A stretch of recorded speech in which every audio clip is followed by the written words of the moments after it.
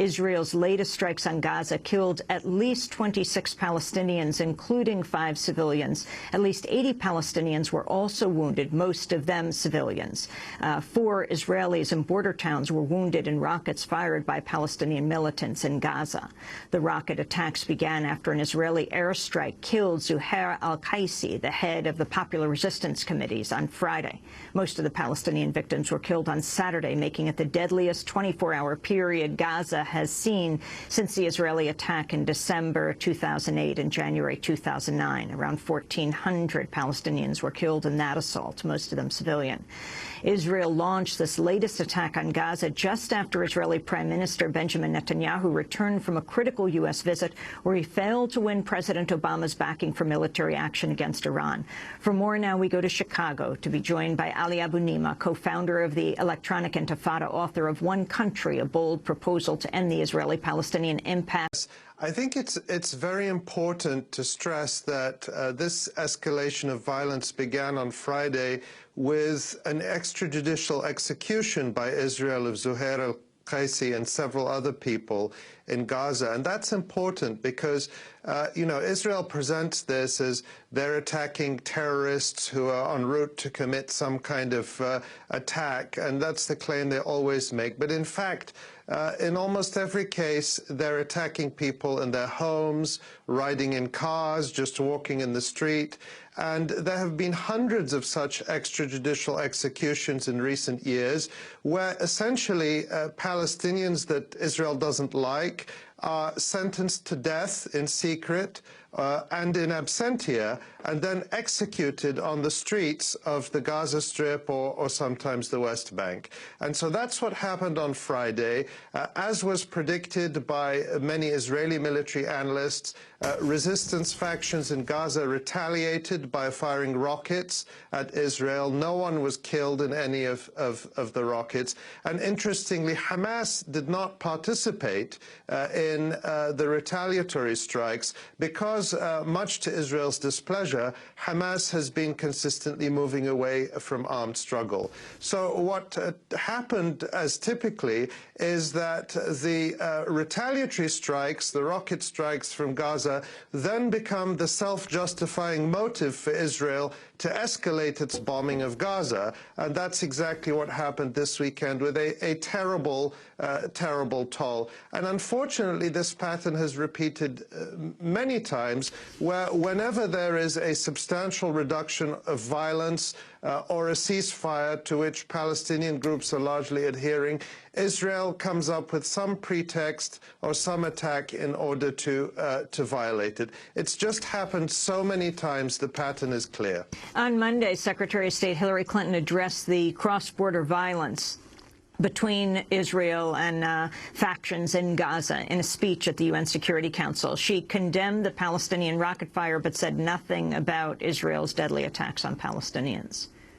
Let me also condemn in the strongest terms the rocket fire from Gaza into southern Israel, which continued over the weekend. We call on those responsible to take immediate action to stop these attacks. We call on both sides, all sides, to make every effort to restore calm. Ali Abnimah, your response.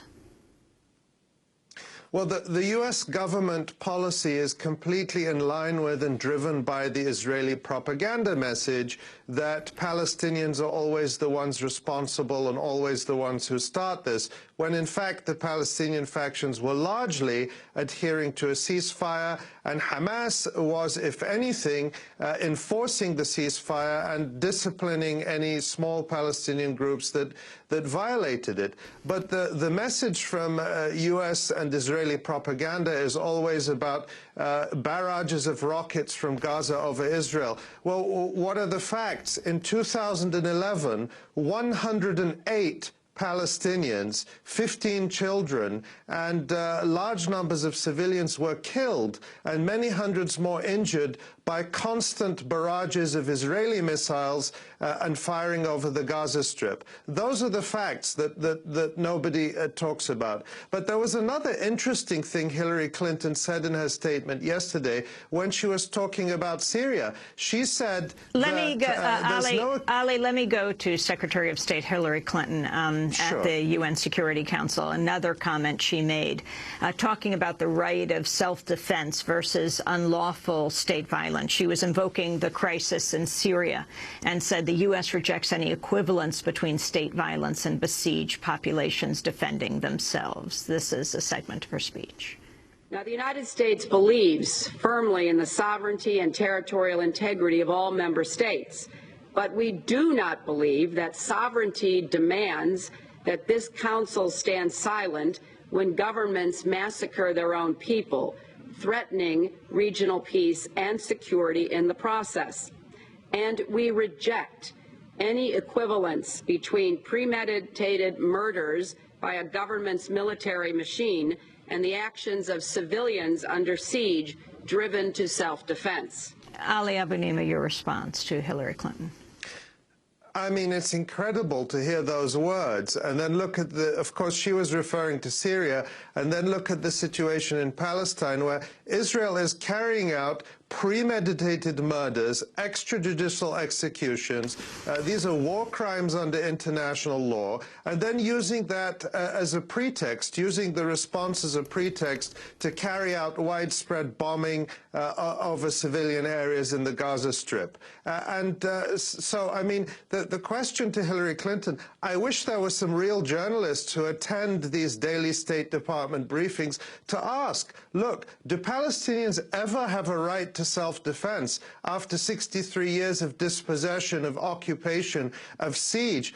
Can Palestinians ever be considered civilians under siege, driven to self-defense? And if so, what do they have a right to do? Please let us know, because it seems that when Palestinians observe ceasefires, as is demanded of them by the world, they're attacked. When they engage in Gandhi-like protests, they're attacked. Hannah al-Shalabi, a woman prisoner, is now on her 27th day of hunger strike in Hasharon prison, being detained without charge or trial by Israel, along with hundreds of other so-called administrative detainees. Almost every other day, Hillary Clinton is making speeches about women and women's rights. What about the rights of Hannah al-Shalabi and her family?